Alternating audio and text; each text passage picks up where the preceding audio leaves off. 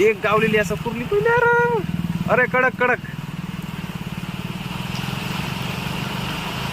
शी शी किती मोठी कुर्ली होती. पहिल्याच कुर्लीचं दर्शन झाला, पण ती पाण्याचा प्रवाह जास्त नाही नाही पाण्याचा प्रवाह जास्त होतो त्यामुळे कुर्ली निसटली आता असून, पण दिसली तरी व्हिडिओत दिसली काय माहिती, पण मी कुर्लीत बघू होतोय नंतर बघूच लागत दिसली आहे का. पाऊस आहे असा